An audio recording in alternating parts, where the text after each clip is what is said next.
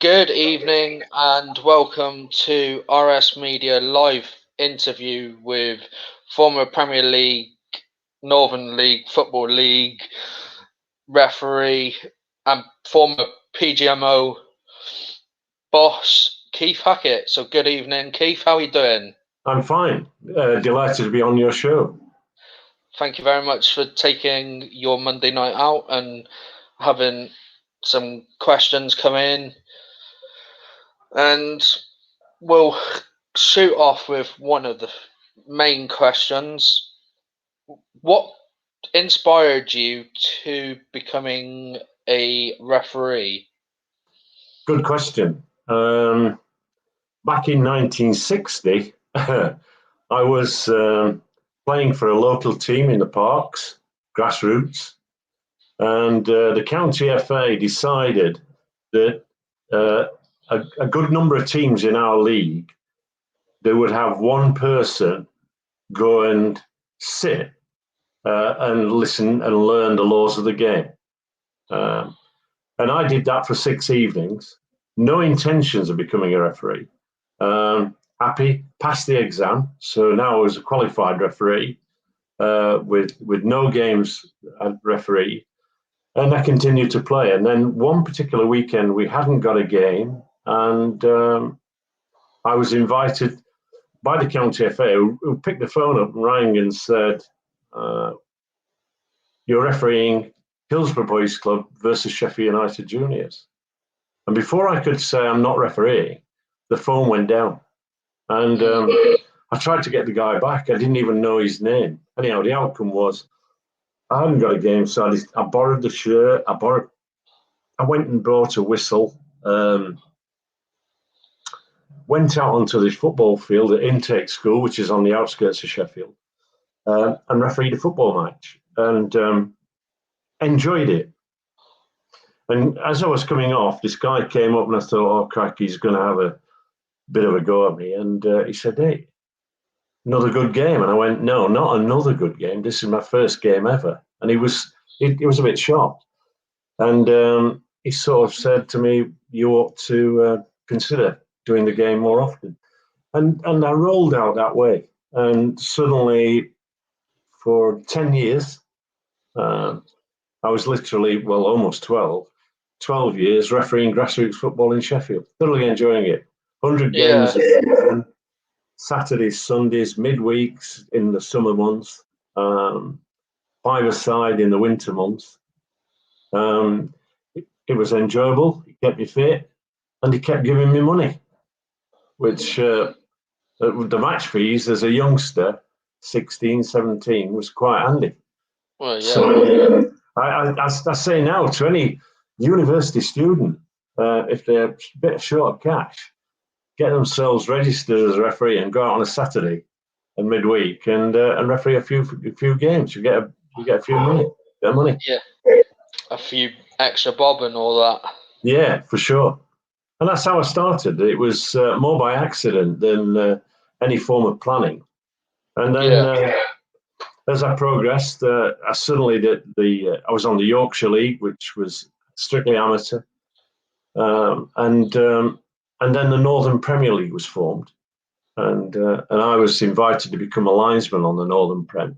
I did that for a couple of years, and then eventually got in the middle. So I was refereeing Northwich Victoria, Yeah, all sorts of kind of teams, Altrincham, Wigan, tough league, tough introduction because now I was dealing with semi-professional players, and it was a greater challenge, and I continued to thoroughly enjoy it. But what I think might amaze people that throughout my career, even when I was an international referee, and maybe I can remember refereeing West Germany against Italy midweek European Championship opening game.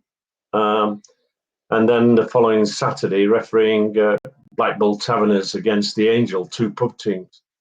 And the comments were, "Where were you? Where were you last Saturday?" And I went, "Well, actually, I was in Germany. I just got back yesterday." And I think I didn't do that for glory. I just did it because I love the game of football.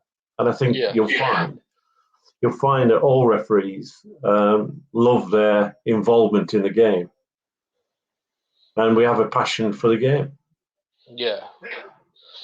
So you also became a FIFA listed referee 1981 as well. What was the experience of becoming an international referee like? Well, I mean, when you consider that I've actually in my career either refereed or coached, lectured in 100 countries around the world. Some of the highlights were going to countries that normally we wouldn't be allowed in. If you take Russia, you take East Germany, Czechoslovakia, Romania. These were all Eastern Bloc countries where there were restrictions on travel, but football had no restrictions. And so out of that, I can remember refereeing Gdansk versus Juventus at the height of the uprising. And before the game that morning, I met Lech Walesa, who was the guy that was at the forefront of solidarity. Had a chat with him, and then of course he went on to become the president of the country. But during that game, we had a situation where there was a major sort of incident in terms of the game was being televised, and all of a sudden the ball went over the fence into the crowd, and then the crowd split, and they were all shouting solidarity, and it was quite an occasion for sure. Obviously, you would have had sometimes you would have dealt with flares and all that as well, wouldn't you? Oh, I mean, there were all sorts of things. I mean, I actually refereed Belgium versus Greece in a World Cup game a few weeks before the Hazel disaster, and I'd refereed in that stadium, and I came dashed home. Well, I was in a hotel because I worked down south, and I can remember sort of leaving a meeting early to get home in order to watch the final, and then watching the Heysel Stadium disaster open up in front of me. And of course, I'd been there a few weeks before, and you're suddenly going, this is incredible. This is sort of very difficult to take. So, I mean, I've been out in Africa, Asia, America. Before, in the year I became a FIFA referee, I was a guest referee on the North American Soccer League. Wow. So for 8 weeks, I traveled America and Canada, refereeing 3 games a week. Kept very busy, refereeing some of the world's best players at that time, who obviously coming to the end of their career, and watching them. I tell a story. In fact, I was came out of my hotel in New York to drive to Giants Stadium. I was in a chauffeur-driven car, and we were stuck in Lincoln Tunnel. And all of a sudden, we'd been there for about 10 minutes and hadn't moved. I wasn't panicking because I knew the game wouldn't start without me. But I knew there was going to be a fairly full crowd. I think they were playing Vancouver Whitecaps. And all of a sudden, my driver jumped out of the car. There was an exchange. Didn't understand what it was. And I'm thinking, oh, crikey, is there a problem? And then the next thing is I had New York Cosmos's captain sat at the side of me, Carlos Alberto. Oh, wow. He was panicking because his car was stuck also, and he decides he's going to run through Lincoln Tunnel, and the driver caught him and sort of said, sit here. We were introduced to each other. I've got to tell you that a few hundred yards before Giants Stadium, I said to the driver, tapped him on the shoulder, said, listen, I need to get out. And the guy goes, pardon me? I'm taking you to the stadium. No, I need to get out.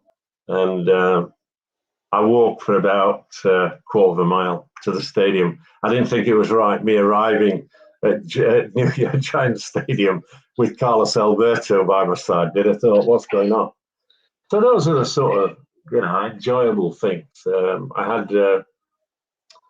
I had in Vancouver, no, Toronto. Sorry, I was refereeing Toronto Blizzard, and they informed me before the game that they got the San Diego chicken, and the San Diego chicken was like apparently the sort of person that entertains, and it was quite in America. The crowd take to people like that, and I blew for the halftime whistle. Came out. I hadn't seen the San Diego chicken. Apparently, pre-match had entertained, scheduled to entertain at halftime. Anyway, when I came back on the field, there was the San Diego chicken, dressed as in the uniform, big beak and everything. And we were controlled by television. So we got the television saying, you need to go, and the pressure's coming.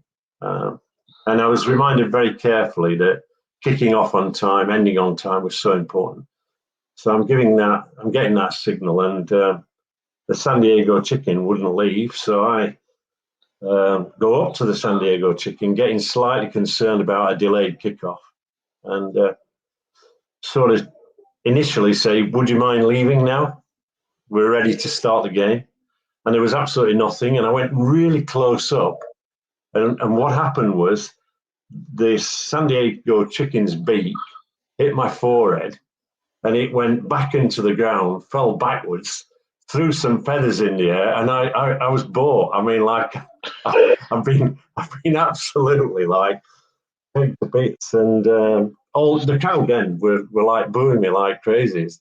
They were not happy that I'd assaulted or headbutted the San Diego chicken, and there were lots of instances of that nature.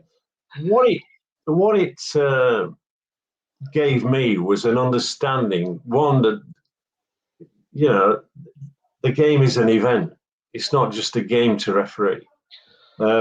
Fans were playing an important part. The whole ethos was, as you went to games, and obviously I was going regular, you'd see the car lots full, people eating food, having a good time, sometimes a good quality band playing in the car park, and then they'd go to the football match, and the game would take place. So it was great. I mean, I'd be Florida one week, Tampa Bay Rowdies, I'd be up in Vancouver, across to Toronto, Edmonton, Winnipeg, and all those sort of things. So it was a great experience, massive experience for me.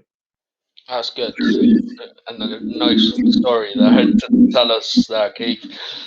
I really enjoyed that, especially headbutting a San Diego chicken. I mean, yeah. But yeah, I suppose that was the first mascot I'd ever seen at a football match, believe it or not. Well, yeah, mascots probably weren't a big thing back then. No. And now you see them at every game. Well, obviously, COVID restrictions and all that, you won't see them. Yeah. But well, it's a different game at the moment, isn't it? I mean, I watched a couple of games yesterday on TV, and it's just not the same. I think down the road we've got Sheffield United, and that's not the same team that we saw as last year, because the fans were almost like the 12th player. They were motivated by the fans, and if a player was not doing his job, the fans got onto him, and all those sort of things. And now at times you think, what you're watching here, a practice match, just because and you think, I'm falling asleep here. Well, I mean, I watch all of Argo's home games via iFollow, and I watch them on a Zoom call with the chairman, Simon Hallett, and I mean, if I don't get to watch the games like I didn't at the weekend, I like to still interact with the fans that are on the call, and I'm like still chanting away, because I like to think that Argo would do something, even though they can't hear us. Yeah. But the chairman can hear us, and Yeah. Even though he's not at the game because he's in America, but Yeah. Yeah. but But I think it's yeah. I mean, people often ask me when I was the boss of the PGMOL, and even when I was refereeing, and even now, I'm active on social media in the same way that I was active with television and radio when I was boss of the PGMOL, because I think that yeah, fine. You want to put some value into refereeing, but you want spectators to understand how referees are performing, the importance of their role, but recognizing that players are more important than referees, and don't con the fans, because if they see an error, they know it's an error. Why actually? Referees are human; they make mistakes, so therefore explain why a mistake has been made. And I, and at the same time, have levels of accountability. I mean, I know I'm probably jumping ahead in terms of an agenda, but what I'm unhappy about at times is the fact that you'll see a referee who is out of form. He's had a couple of bad games in different games, but he still gets appointed. And I'm saying, right, what operational advice is he getting? What if he's made a major error? Who's talking to him? Who's examining why he made that error? And who's actually saying to him, because you've made that error, you're not in the team next week, i.e., you're sitting on your hands. And and the frustration at the moment at times, I think, is that, and I don't like saying it, generally we're not in a good place with referee. No. At the very highest level, referees will always get criticised. But as I've said before, we're human, we make mistakes. But I do think there are too many mistakes being made. And when you consider the profile of why, when I finished refereeing, and it might surprise you, I met with the chairman of the Premier League, Sir Dave Richards. And I said to him, as a guy who'd lost his job twice, because I was amateur, I was an amateur referee in a professional environment, doing my own training, which was probably inefficient at times, and all that went with it. And I was saying quite clearly, the game's getting quicker. We need to have professional referees. They need to be more athletic. They need more training. And that's why we brought professional referees in. And now I look at one or two referees and I'm thinking maybe I should return to refereeing. Because you could probably do a better job than some of them. I think I can move a bit better than some of them at the moment. Oh, some of them are very static, yeah. Yeah, but you've then got on the Football League, SG2 as it's called. SG1 is the Premier League referees. SG2 is the Championship. And SG2, I'm thinking, well, SG2's that's the route for promotion to SG1. Those guys are refereeing the Championship. They've got to come through. They've got a referee on the Premier League. Okay, and when you have a bad game in the Premier League, you go down to SG2. If you're really bad, you move on. Now, let me tell you here and now, I've done that. I've fired referees and I've dropped them into the lower levels, mainly because of loss of form and mainly because they're not performing well, and making them accountable and understanding the importance of getting the big decisions right. And so all those sort of things, there's some of the frustrations when I see a referee not putting in the physical effort and not seeing decisions. So, you suddenly say to yourself, this really can't be right, and it's not good for the game when referees are not physically moving around the field at pace. When I left the PGMOL with the likes of Webb and Clattenburg and others, Atkinson, who's still there, because I think 5 or 6 of the out of the 19 referees on the Premier League are 50 plus. Yeah. And in SG2, there's a 56-year-old referee. So Is that Wow. 56-year-old referee in line for promotion to the Premier League referees? I think not. So all those things I look from a distance, and then when I was boss, we were spending something like 5 million, which is a lot of money on referees. And remember, the PGMOL is responsible for the referees at Football League, Premier League level only. Yeah. Including the Championship. So 5 million was a fair amount of money. That figure now is 21 million. Wow. So you see, there's no lack of commitment by the people who run football to invest in referees to get the very best referees. But we're not quite there. We've got one or two good referees, but we've got some that really need to be moved on. Yeah. And people don't like me saying that. I've got to tell you, referees hate me saying that. Yeah. I bet they do. But you're one of us. Well, I'm one of you if I see a good performance. I'm not one of you if I see a performance that's indifferent, and I'm seeing why errors are being made. And the principle of refereeing is, there's a process. It's that simple process. See, recognize, think, and then act.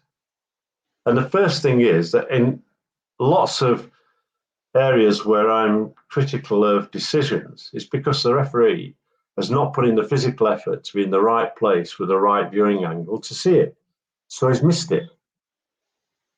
So if you take referee at the weekend, Simon Hooper, he's in a good position and he's missed a handball. And it's the easiest handball to be able to see, but he's not in a good position. He's not in the position he should be.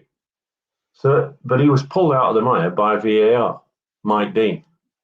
Mike Dean suddenly pressed the button and said, you need to look at this at the monitor. And when he looked at the monitor, I was going, you don't even need to look at the monitor, mate. It's a penalty kick. And he came back and gave the penalty. But he got it right in the end, but he didn't. Because he should have seen the first incident. So if we look at VAR and how much it interferes with our game, how often it comes in the MLS, 1 in every 3 games, the VAR comes in. Only once in every 3 games do you get VAR coming in, having to help the referee. Whereas at the moment, who's refereeing?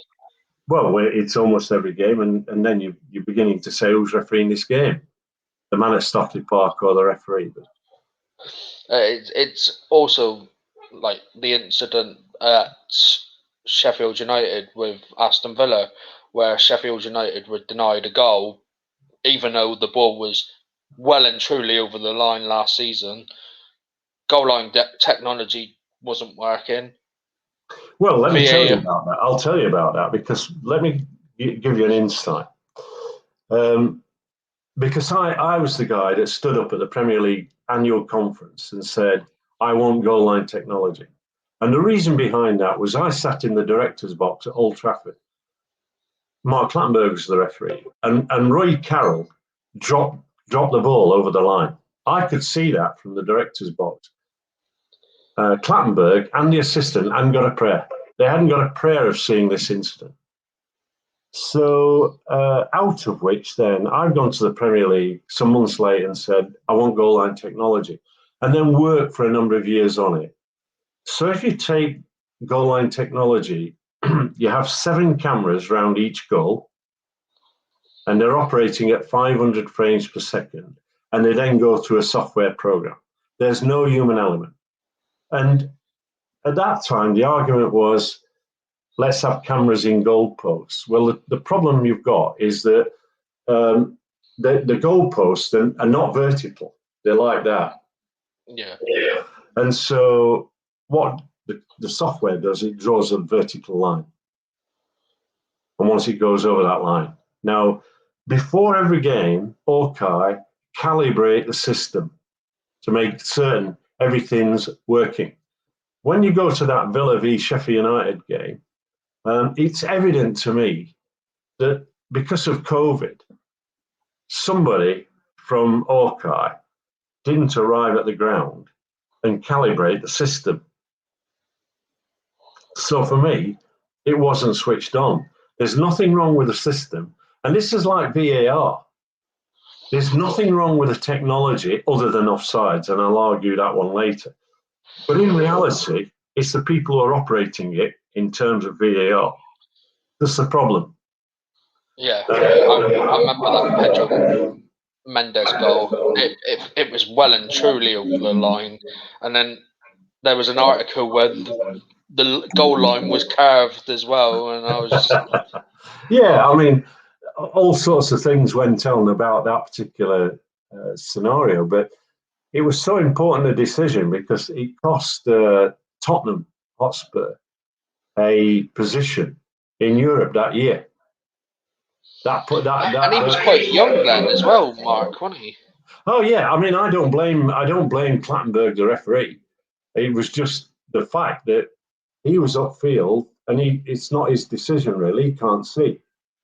No, He's so got he to was he's blind. got to rely on an assistant. But what the assistant's done rightly is to come up and be level with the second rearmost defender. And because they'd all pushed up, and this was a snapshot from some distance that caught Carroll out and he dropped the ball, neither of the officials could have made that decision.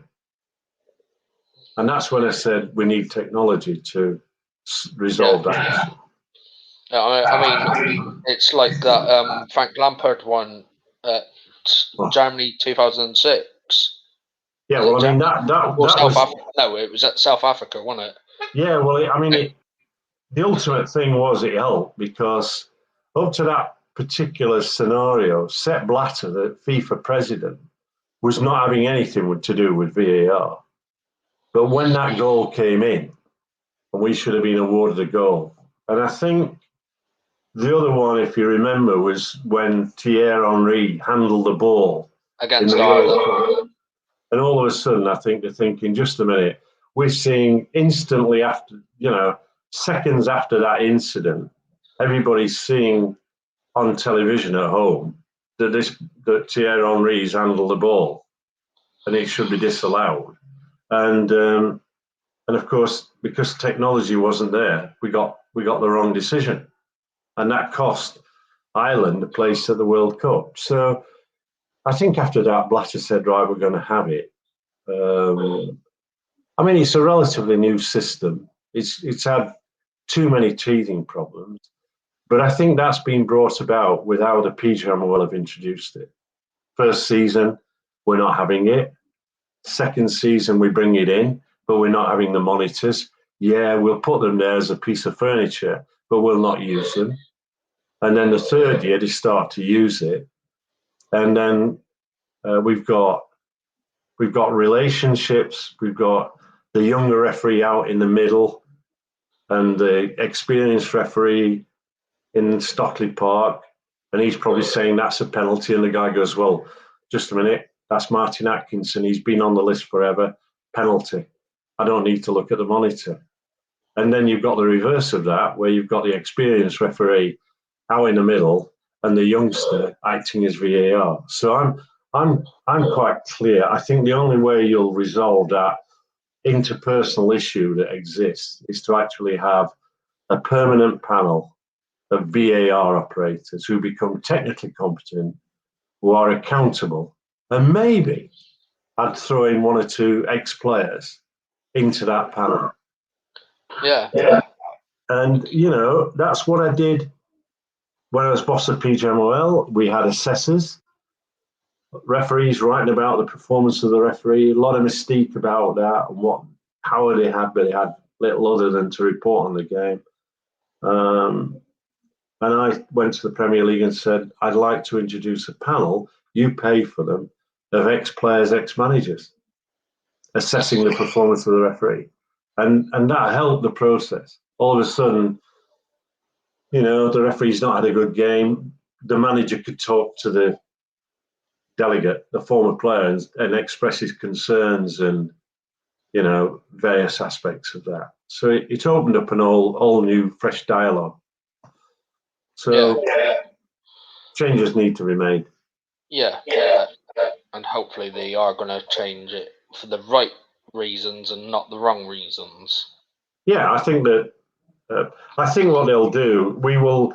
I think even next season we'll have complaints about offside because even I complain because for me we're chalking too many goals off for a toe being offside when in fact the forward should get the benefit of the doubt because what we want is goals and what we don't want is to, for fractions of an inch on a line that's fictitious, on a system that's doubtful, because the camera speeds for judging offside, which is more difficult to judge, by the way, than the goal over the line, is operating on cameras at 50 frames per second. Yeah, And so, especially you can't. I don't like it if your hand is offside. They're denying it as well. And I'm like, you can't score with your hand. no, and I think that's probably the media actually, as they do from time to time, not always, actually making those comments without actually understanding the shoulder can be offside. Yeah, And it's got to be parts of the body that you can score from. exactly. And so, but for me, that still leaves these lines being drawn on which slide they select. So I just think that give as we used to many years ago, give the forward the benefit of the doubt and offside. Yeah. Let's have the goals. But I think what will happen is that the governing body, the IFAB, will introduce camera system and a change of law. Not next season, I think the season after for the World Cup, and they'll experiment with it at the World Cup. And then I think we'll come away with hopefully with a better system than we've got at the moment. Well, it's like Argo played Sheffield United in the FA Cup third round. Yeah. And Callum Watts is,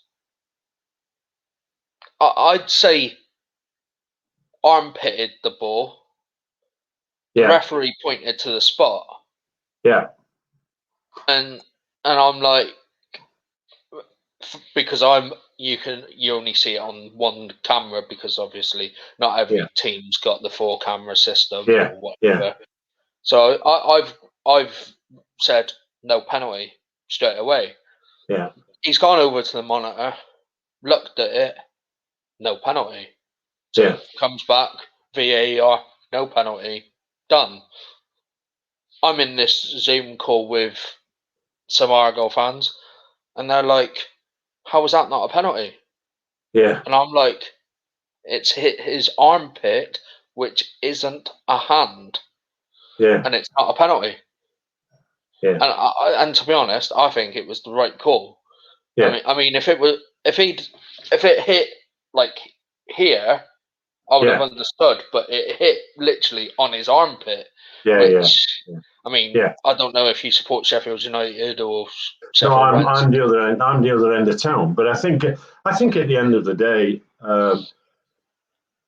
what you expect when VAR is operating is you're never going to get utopia every decision right.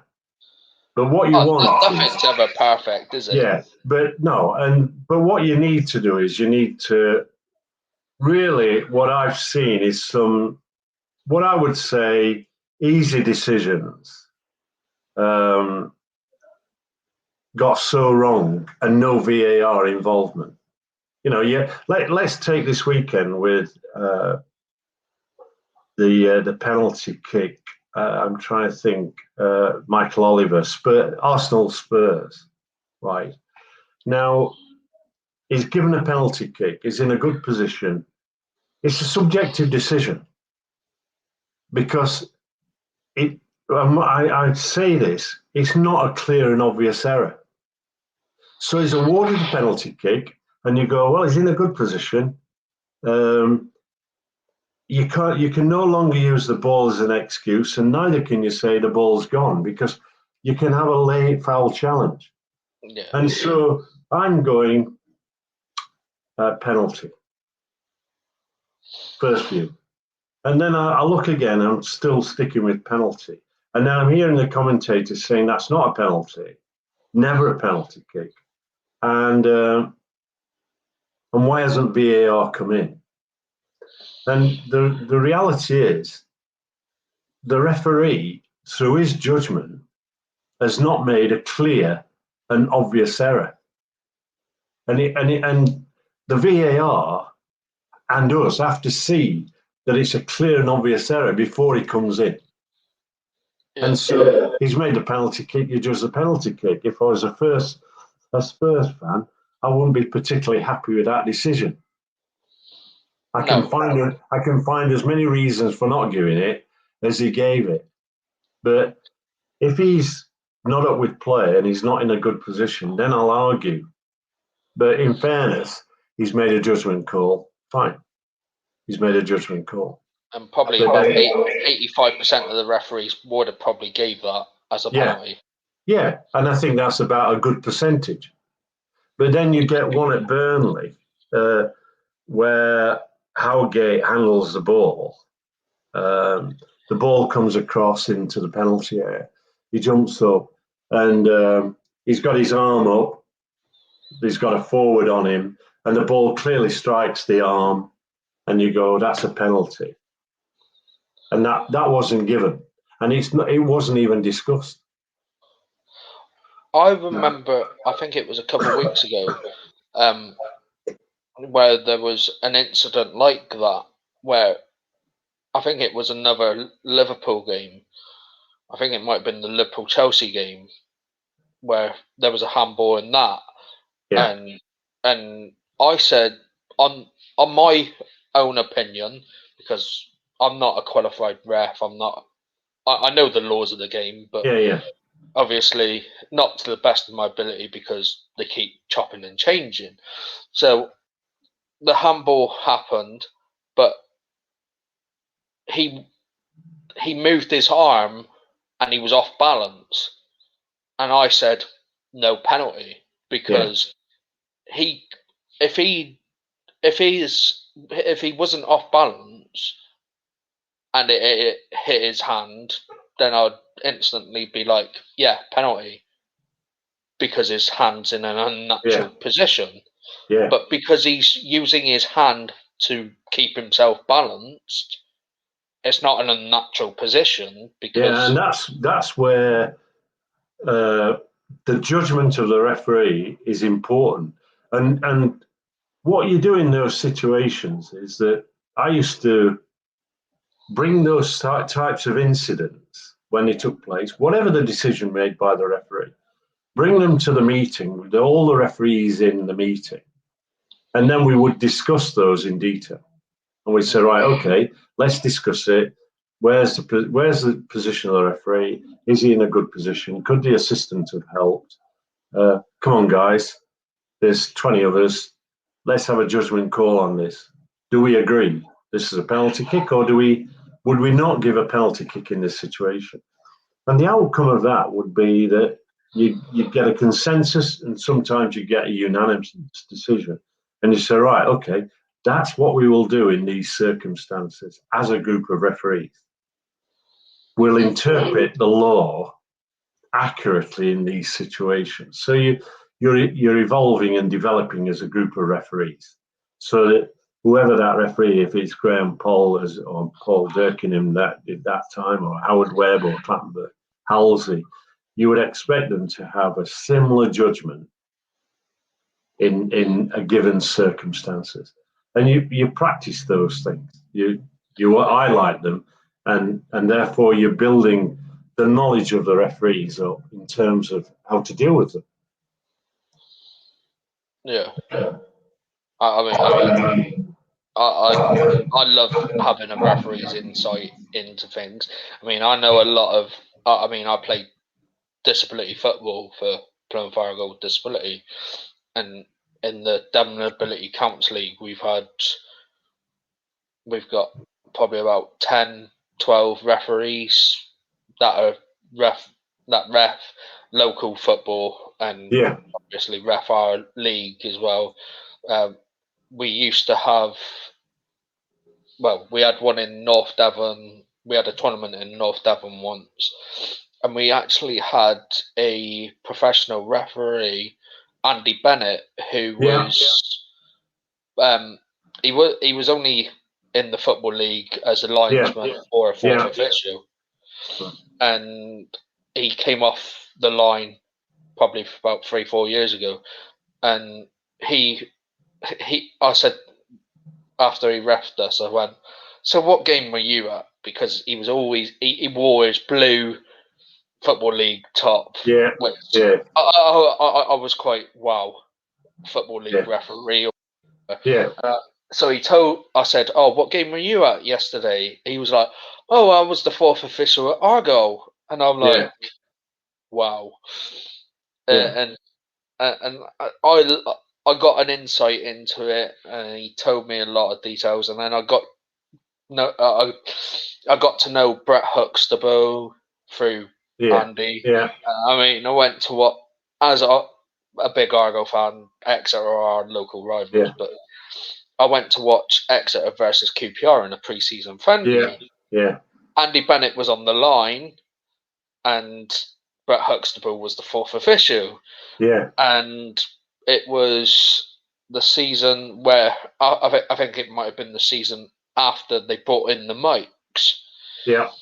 and there and Brett Huxtable's mic'd up, and you talk to all like the two linesmen and the referee, and I'm like, because I get the programs and it said Andy Yeah. Bennett was on it, Yeah.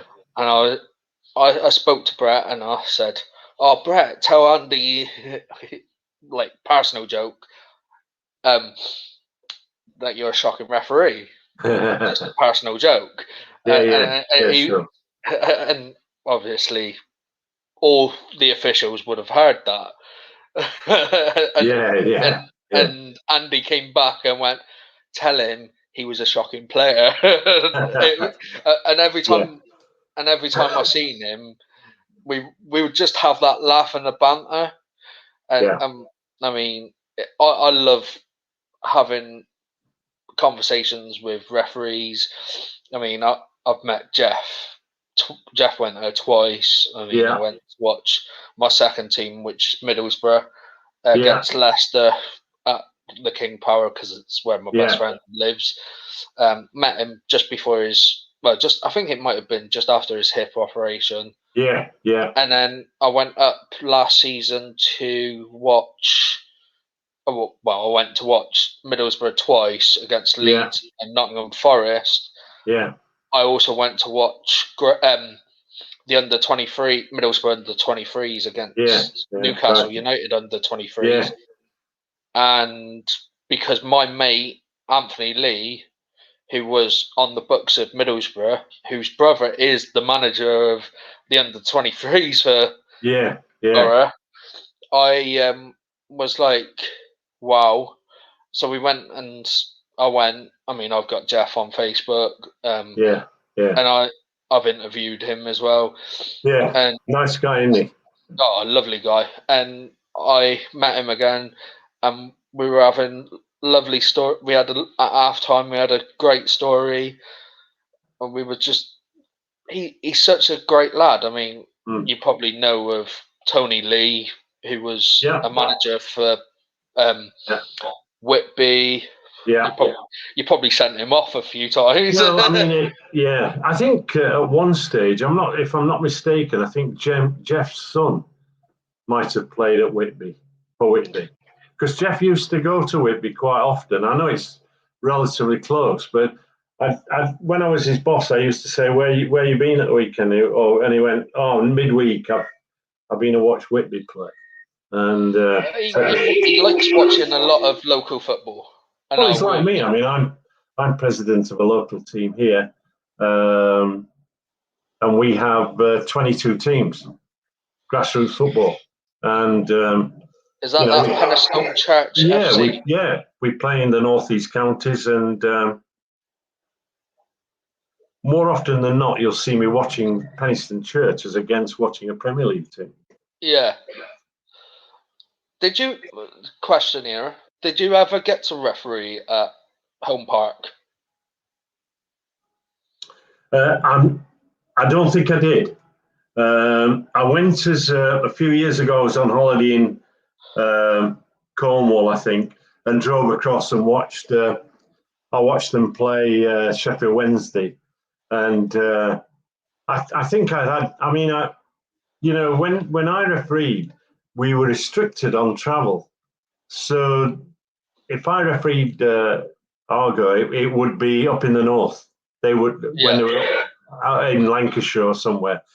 So when I came to watch, it was quite interesting because I was bought my ticket. I was with my son, and we walked across, and all of a sudden, this guy grabbed me and asked, "Are you Keith Hackett?" And I go, "Yeah, yeah." He said, "Come with me." And I finished up in the director area and having a cup of tea and having a chat. But I then said, "Look, I paid my ticket.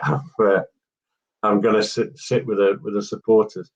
Yeah, nice club. It's always had a reputation as a nice, friendly club, and of course, I mean, down the road, Neil Warnock used to be the boss of Sheffield United, and when he was unhappy with referees and I was the boss, I'd go in and see him, and he's got a house in that part of the world. You probably know more accurately where it is than I am, and he loves that part of the world. And of course, Sheffield United, when Derek Dooley was the chairman, and Warnock was the manager, their pre-season would always be in that part of the world.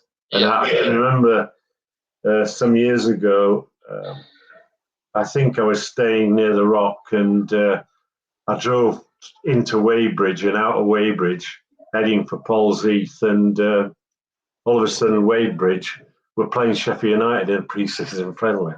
So we went to watch that. But it was really nice. That's another nice club. I mean, okay, non-league club, I think Southwestern League, and a nice ground, and people there, run by volunteers, put in a lot of effort, and it's what makes football. I mean, football is not just the Premier League and the international level. It's and that's why I always, I was an international referee for 10 years, so travel the world and referee. But in reality, that's why I always used to come back and do grassroots football. And somebody wouldn't know you, and some would because you're in a restricted area. But some would say it's not the cup final. Hey, come on, Keith, it's not the cup final. I go, it is, because every game was important. And so I think, and in fairness, in Sheffield, we had Howard Webb, Rotherham, but Sheffield, and Uriah Rennie, and they're much the same. They referee the Premier League games as professional referees, and if they hadn't got a game, they'd be in the local parks on a Sunday morning or Saturday. Yeah. I think there's less of that now. And Howard Webb used to be a police officer as well. Absolutely. Well, I mean, there are times when he'd be refereeing Arsenal or Spurs or a London club, and then he's got a dash back and hopefully get on his team bus, because he was sergeant controlling a minibus, and often he'd say, "Well, I've done the game. It might be Arsenal, Spurs, and whatever. I've done that game. Now I've got a bigger game to play, sorting out the guys that have had too much to drink on the streets of Sheffield." So he kept him firmly planted. But now he's in charge of the MLS referees, the pro referees. And he's got them going to the T, hasn't he? Yeah, he's. Well, all he's done is I put down the cornerstones of how we ran the PGMOL, and then I was asked, could I help the MLS and pro? I was still a PGMOL boss, and I went out and advised them And they went, right, well, this is how we're going to run. Here's the package for you, Keith. And I go, just a minute. I'm on contract with the PGMOL. I can't take that package.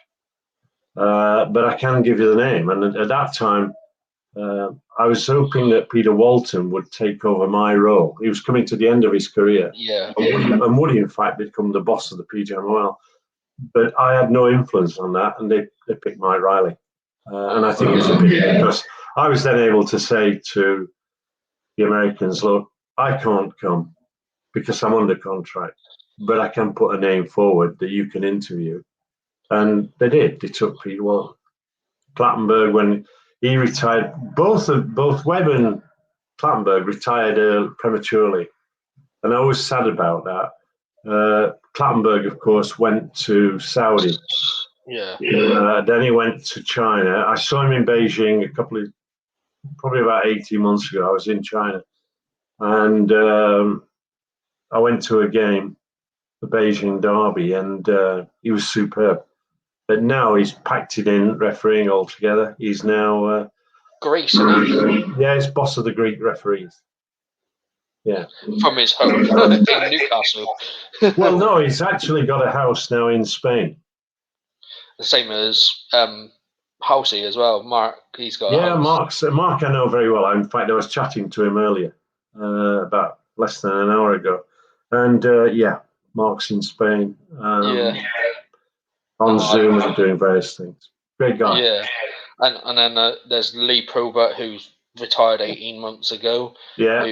Who's now doing things for. Yeah, well, he's.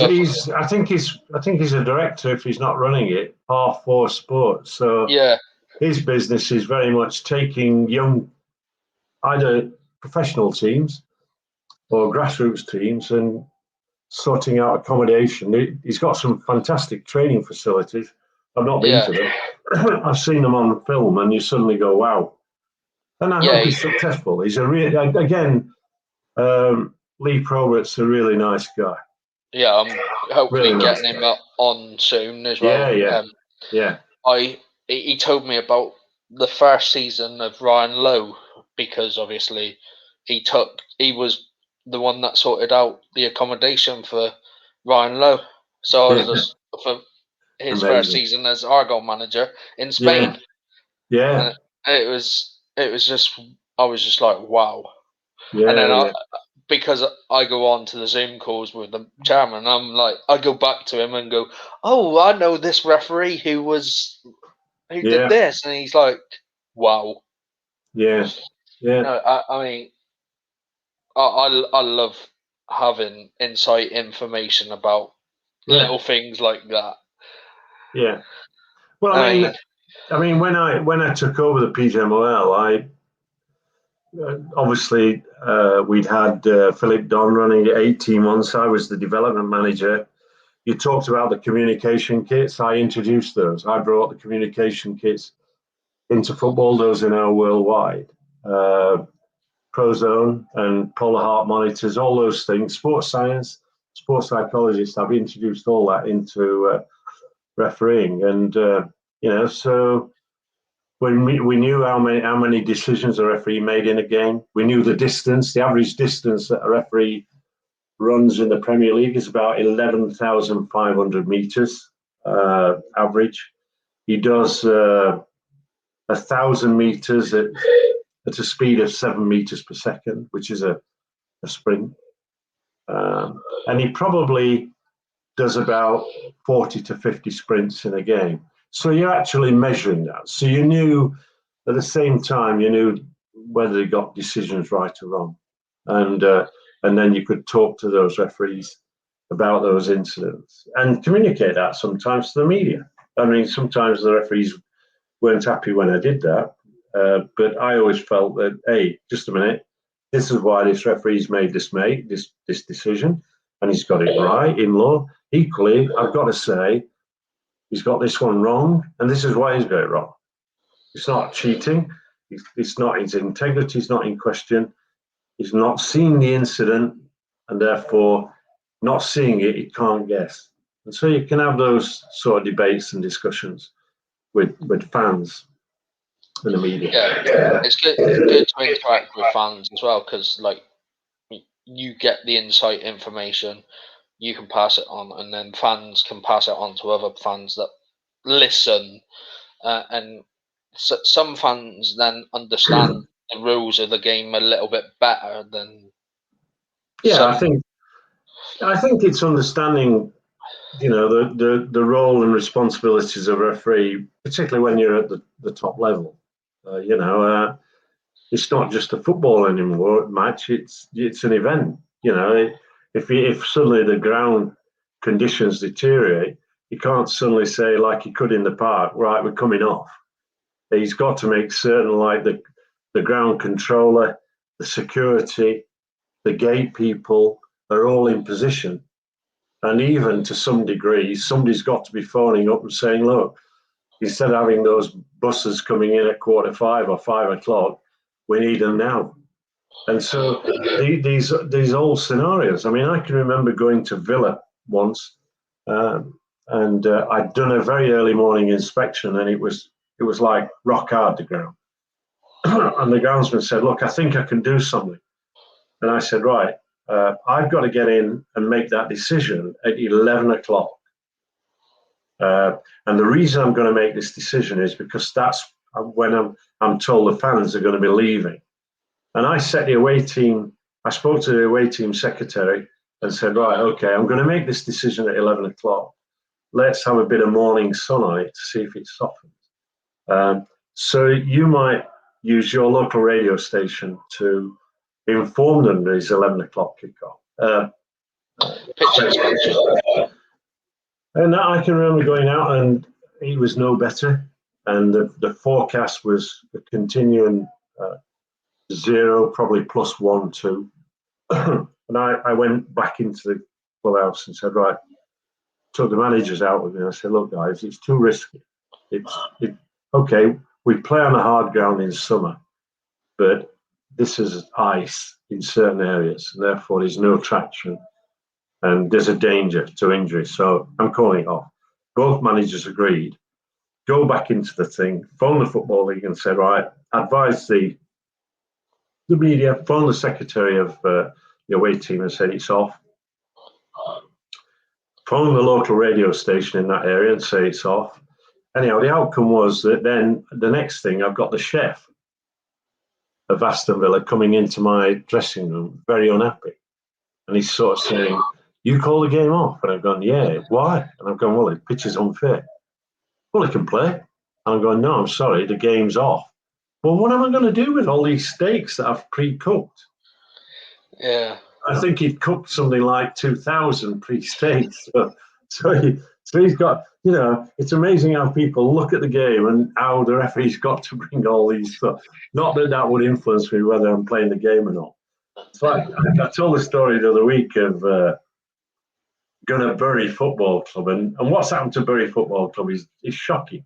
Yeah. A club with such history should be allowed to disappear. I mean, in fairness, they've got a group of fans now who are working hard, and it's coming back, which is really good. But it's not the same. It will be eventually, but not at the moment. And it's a friendly club, and in a way, it's old-fashioned. For me, it's like the history of the game. And I can remember arriving at about 11 o'clock for a 3 o'clock kickoff, sat in the dressing room, thinking I'll go for a walk in about an hour, but not yet. And the groundsman came in and saw on this plate, he had a couple of meat and potato pies. And they looked delicious. And he said, right, here, Keith, got these pies for you. And I go, listen, I can't possibly eat a pie before a game of football. I have a traditional way. It's either eggs on toast or it's something really light. And he goes, well, I can't do you that, but yeah, have a pie. And I've gone, I can't eat the pie. And he goes, listen, Keith, let me make a recommendation to you. If you eat this pie, it's one less that they can throw at you when you make those crap decisions. And I always smile at that sort of humorous side of football. One particular weekend, I refereed at Workington, and they're no longer in the Football League. But I went out to Workington. I stayed in Kendal overnight, and then it's a hell of a drive from Kendal to Workington. But fabulous views. And I arrive at Workington fairly early. There's a guy cutting the grass. The grass is like wonderful. It was like a bowling green. And I've gone and had a chat, and we've had a cup of tea, and then he sort of said to me, "What do you think of the tractor? Come and have a look at it." And I'm going, "Tractor?" So out of politeness, I walk with him, and there's this great tractor, and I'm thinking, yeah, it's all highly polished. It looked pretty in good nick. And he goes, "Our former manager bought me this." Pardon? "Yeah, my former manager." Now I know that next week, Keith, you're at Anfield. And I want to tell you, will you tell Mr. Shankler that his tractor's running okay? What? He goes, "Yeah, Bill Shankly bought his tractor for us." And the following week, I'm at Liverpool, and they used to give you a cup of tea and a sandwich before the game, and you used to take that in the players' lounge because the players weren't there. So there's nobody in the players' lounge, right? And so I'm there watching TV, having a cup of coffee with my two colleagues, and in walks the door Bill Shankly. I mean, a legend, really. And he walks in, and he comes across to me. "Mr. Hackett, I see that you were at Workington last week." I go, "Yes, Mr. Shankly." "Did you enjoy it, son?" And I went, "It was great, really enjoyed it. But what a long way to go from Sheffield to Workington to referee a football match." Aye. He said, "How was the tractor?" And I just sat there. My two colleagues were with the dads were with them, and like they're looking as though like the manager of Liverpool, Bill Shankly, and they're in awe. We're all in awe of him, really, because of his reputation. And he's asked me about his tractor, and I've gone, "Oh, I forgot the name of the groundsman." So the groundsman says, "I've had a look at it. It's in wonderful nick." And he goes, "I keep inviting him to Anfield to come and have a look, but he won't come. He's besotted with Workington Town. I love him here because the ground's much better." And again, those sort of stories and things that happen are amazing. I mean, I think, didn't you have Paul Sturrock as your manager? Yeah. Well, I mean, I can remember, and we had him at Sheffield Wednesday, of course, but I can remember earlier in my career, in the early 80s, I was invited to a soccer camp in Shawnigan on Victoria Island in Canada. And I volunteered to go because I'm going to be coaching referees, both international and grassroots referees. And at that training camp was Paul Sturrock, Gordon Banks, and Tony Waiters. And Tony Waiter. I spent a week with them. And Sturrock, Gordon Banks, and we got a day off. We'd been given a day off on the Sunday, I think it was, as one camp went and another camp came, because we were there for a couple of weeks. And we went to the local cinema in Shawnigan and watched The Untouchables. And then and you sort of go, here's Paul Sturrock, who at that time he'd suffered an Achilles injury, but he was playing for Scotland. In fact, I refereed Scotland against Ireland, and he played in that game. So we were reminiscing. Gordon Banks, a Sheffield lad, we were talking about where streets and houses were and pubs in Sheffield. But that often I think people think that referees are detached from the game, and in fact, ultimately we love the game. We're part of it. Sometimes we're going to upset fans. We don't do that intentionally because we've got to apply the laws.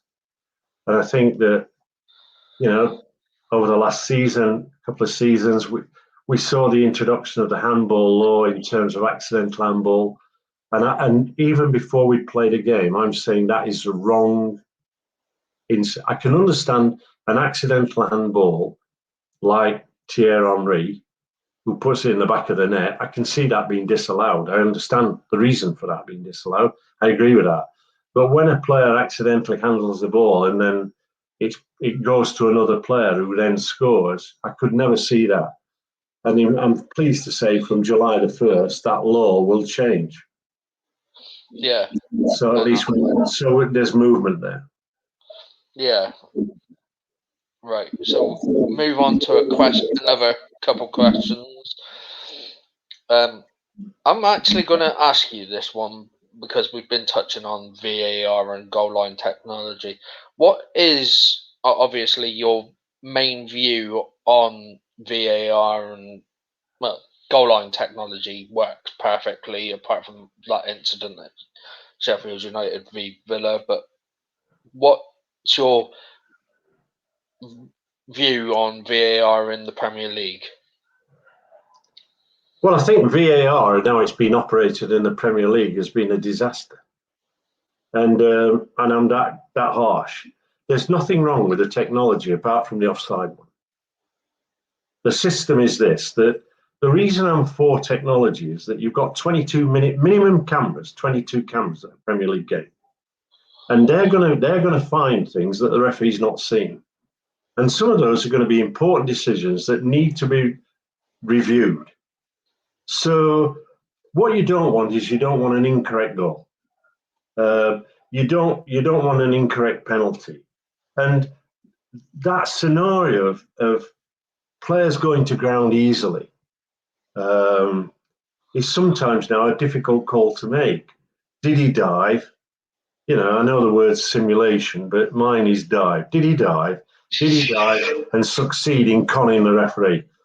And the reality is that players have got so good at it, they are in fact fooling the referee.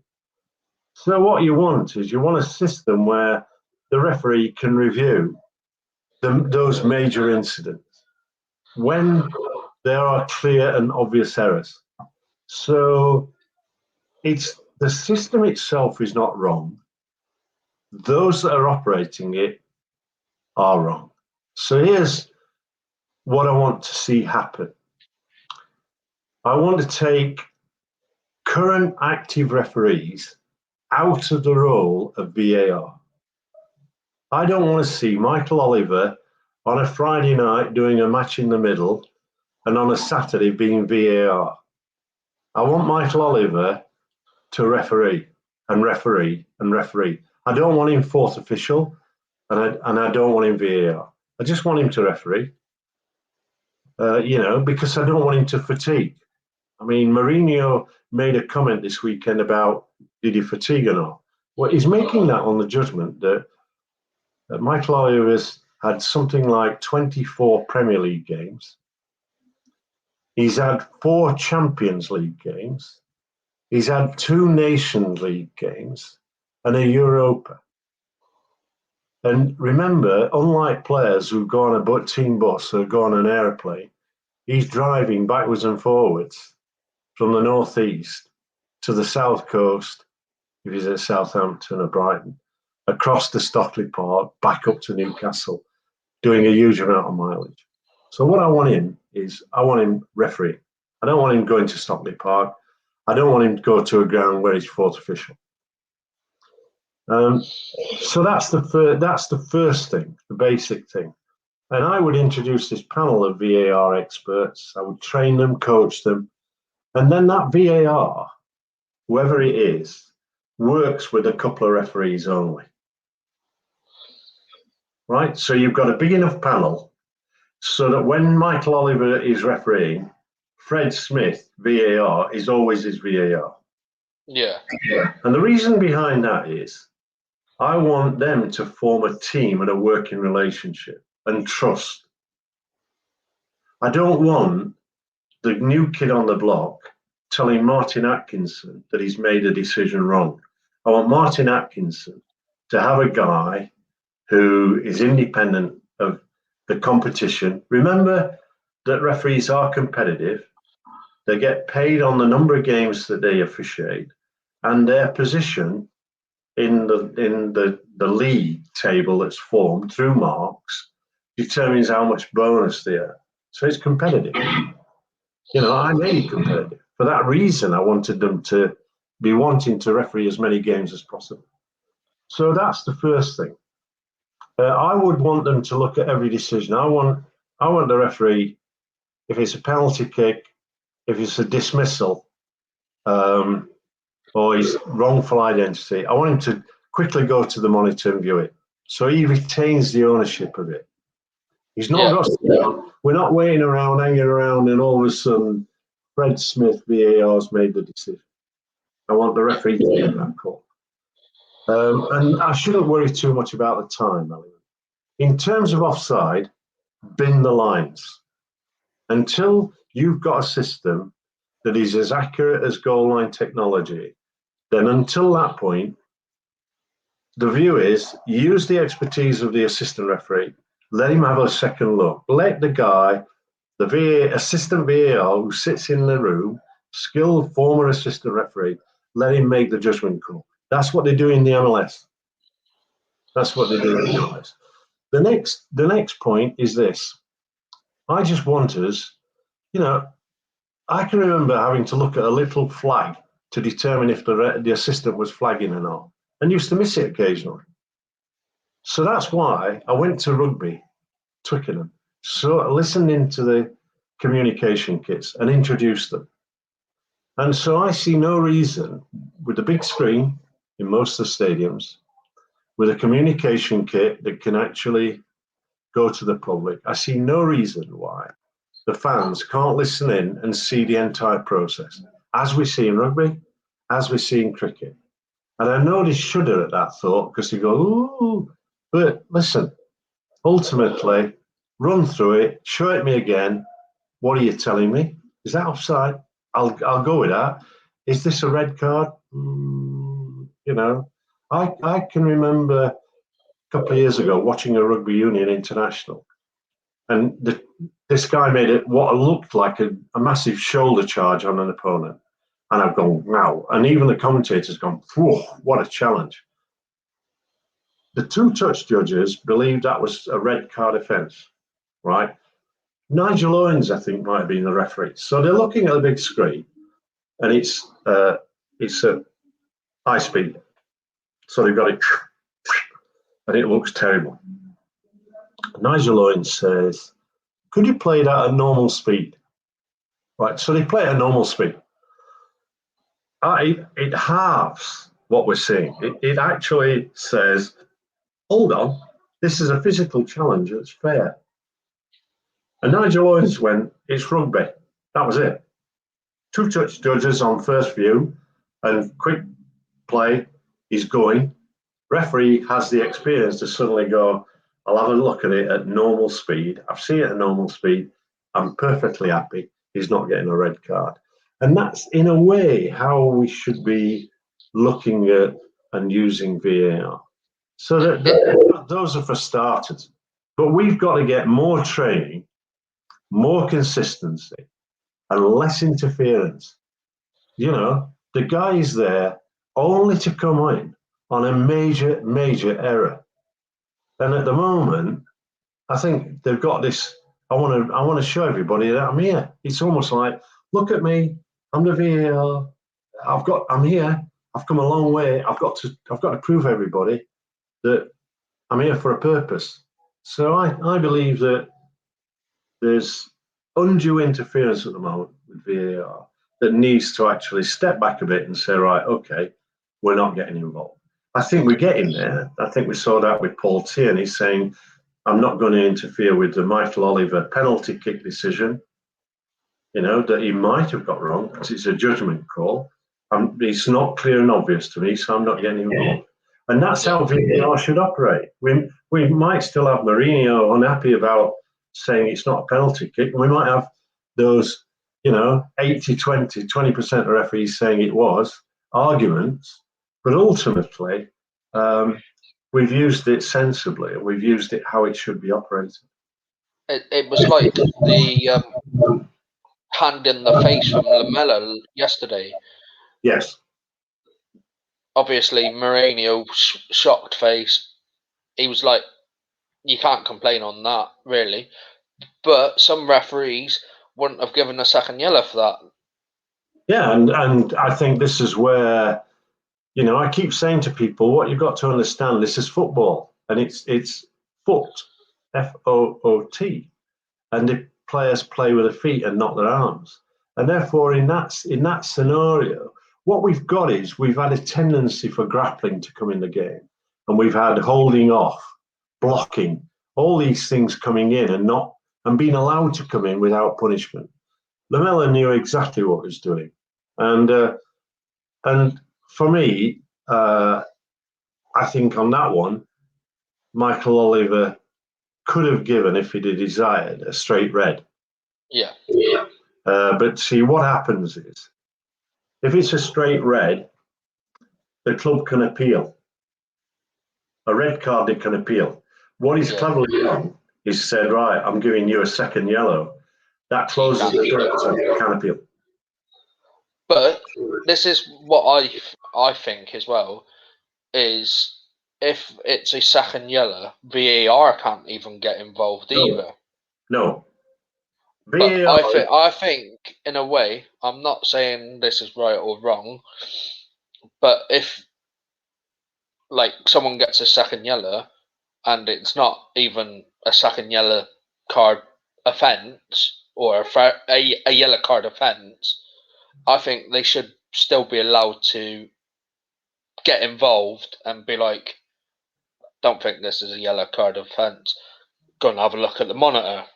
Well, I've argued this, and I'm not winning the argument on it, because what we've got is we've got the governing body, if you like, FIFA and the IFAB, and football generally, the authorities reluctant to allow an appeal on a yellow card.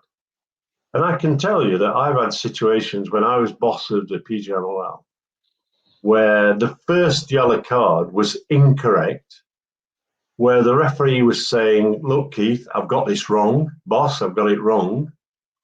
Right? And I'd been to the FA and said, look, I've got a referee who's saying it's wrong. I'm the so-called expert, his boss, and I'm saying it's wrong. Yet you, under the process at the moment, can say that is correct, and that player's going to be suspended. And the system, not this is not the FA's fault, by the way. This is FIFA and the IFAB saying we will not allow appeals, we will not allow re-refereeing of a game, particularly on yellow cards. So they're out. And you're absolutely right. Let's say that Lamela didn't do that, and it wasn't a second yellow, and he's sent off. Then he's no right of appeal. And this is where I think there's a degree of unfairness. But that's football. It's not the referee's fault. The referee, all the referee does is he carries out the laws of the game, and whatever the outcome of that, whether the panel judge that he's got it wrong, as in the case of Mike Dean twice on the bounce, then you think, well, actually the system's working well. Doesn't help the club on the day, because the player's been dismissed. You're down to 10 men, and I think ultimately, as a referee, that I think in my 23 years on the Football League and Premier League, I think I sent less than 10 players off. And that wasn't because I was a weak referee. That was because I was proactive. If I saw a player losing his cool, I'd be in. Quiet word. I'd be in the captain's face saying, listen, if you don't sort him, I will get him to calm down or get him out of my face. Which is the correct way. And I think this whole process, that management process of players, is important. But I mean, it doesn't help, does it? When, like last week, we had a player screaming forever on a football field as though he'd received, like, I don't know, a shot from somewhere, and you suddenly go, aren't we? It's a man's game. Women play it, of course. I don't want to get caught up in the gender debate, but the reality is that we're seeing all too often, I think, players exaggerating the injury and it doesn't help referee, and it puts at risk the player who does receive a major injury, and the referee ignores it. And there was a bit of that yesterday, wasn't there, with a head injury in the game, and the referee not reacting quickly enough to it. Yeah. I mean, I think concussions are the right thing to do as well. Yeah, for sure. I think that's obviously Wolves playing Liverpool. I mean, Wolves had Raul Jimenez when Jimenez and Arsenal. That was an awful incident, and they look. Obviously, everyone looked at it. It's a bad decision. Obviously, Jimenez got stretchered off because he was out cold. Luis carried on until half time and then got subbed off. And now they've looked at it and thought, well, we should be allowed to bring on a concussion sub because it's not their fault. No, I think ultimately, at the end of the day, it is a sensible move, and I think that we've just got to make certain that the safety of the opponent, safety of a player. When we had the Peter Cech incident, which was life-threatening, we had two problems there. More than that, first of all, the trainers came on. They put him on a stretcher. They didn't secure his head. They carried him off on the stretcher into the dressing room at Reading, but there was no exit out of the players' dressing room to the outside of the stadium. So they had to bring him back over the pitch to get him to an ambulance. And after that, Scudamore, who was then the CEO of the Premier League, just made an instant decision and said, right, we, the Premier League, will put our own doctor at every game. Even though clubs have got doctors, we'll put our own. We'll have a senior paramedic. There's grades in paramedics. Yeah. We'll have a top level paramedic. We'll pay that, and we'll pay for the ambulance. And that was a reaction, an immediate reaction within a matter of a few days that Richard Scudamore took for the health and safety of players. And I thought that was a great decision by him, because it was instant.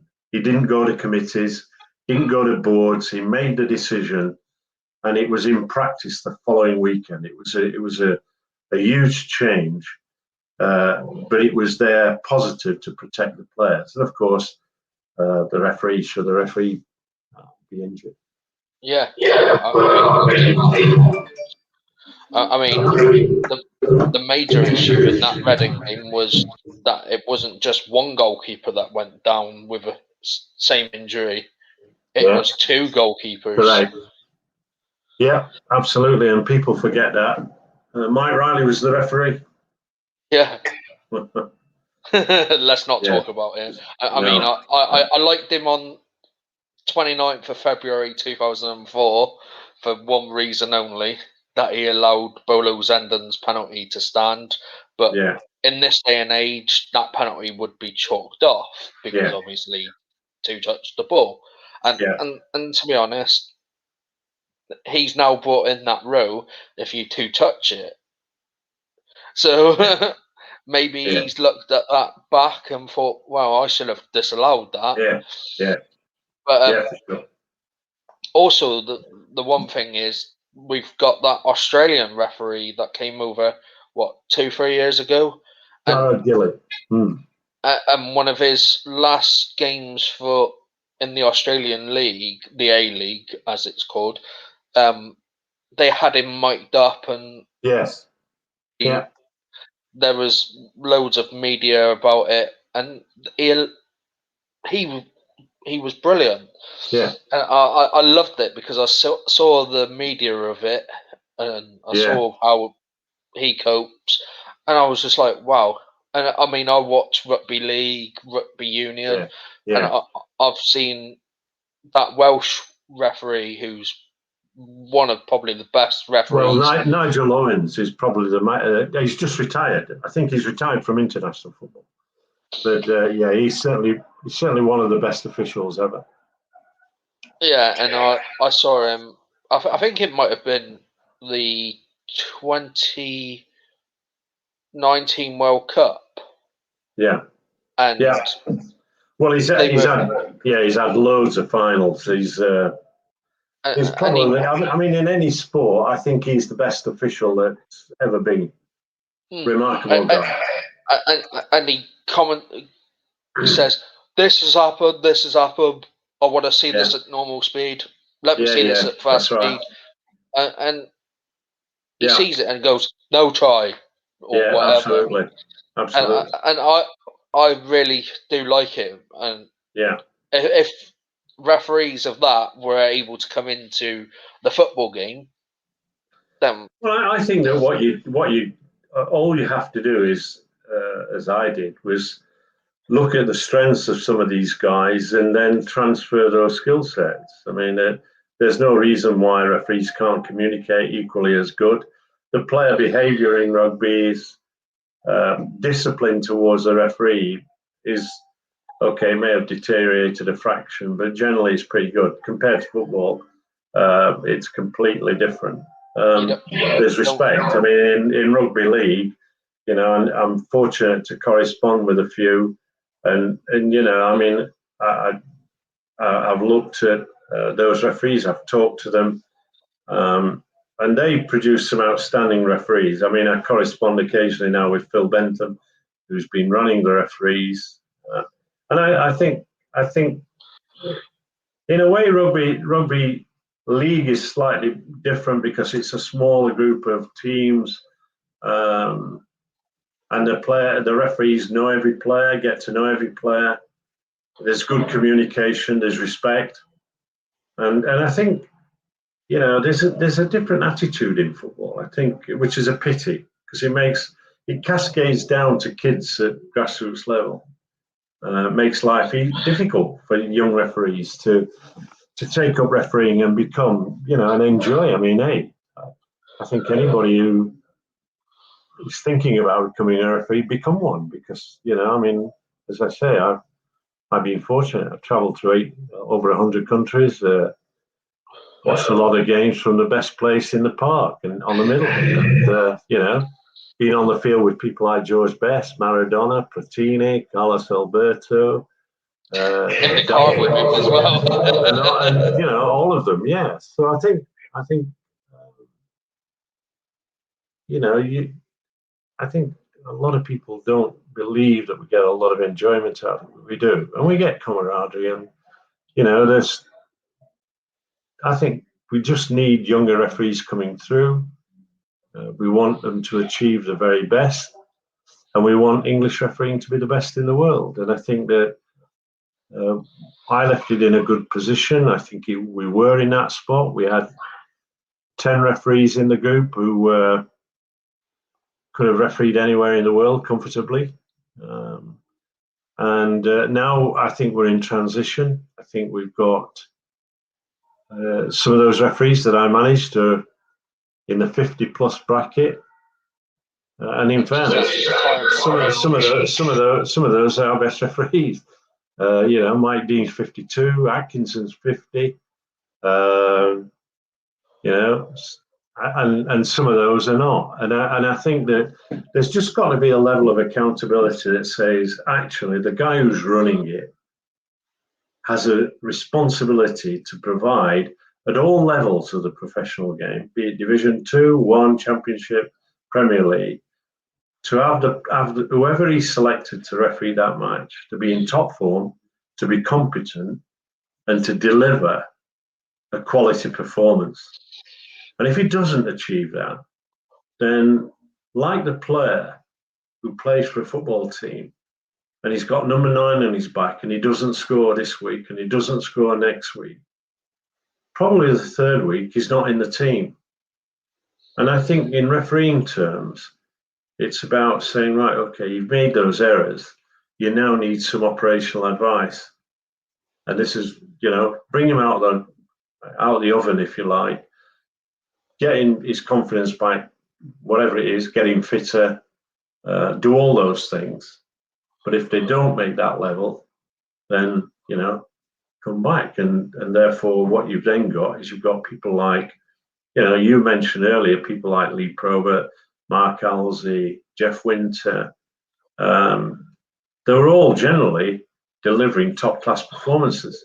They were, there were people you could talk to. They still got shouted at, but generally, when they made an error, it might, if you got an error once a month out of those guys, that was the most you got. They didn't go into games and make an error here, error there, And the other thing is, they had the courage to be in control. So you didn't mess with them. You certainly didn't mess with somebody like Jeff Winter. Oh no. But I mean, ultimately, at the end of the day, the fact that he's a Middlesbrough fan, a passionate Rangers fan, and he'll watch local football as much, it just highlights the fact that referees are part of the game, and they're also in love with the game, and we're passionate. And when we do make an error, and we observe afterwards that we've made an error, there's nothing worse. We don't jump up and down. We're actually probably a bit morose for a couple of days because we've dropped a clanger. We don't go out intentionally doing that. We actually say, right, okay, how can we avoid that in the future? Right. And so that's the important bit. It's all right, Keith. I'm mindful of time. Another question is, obviously, I think you were probably on the PGMO board then, was when Paul Alcock got pushed over by Paolo Di Canio. Obviously, I was the development manager at that time. Yeah.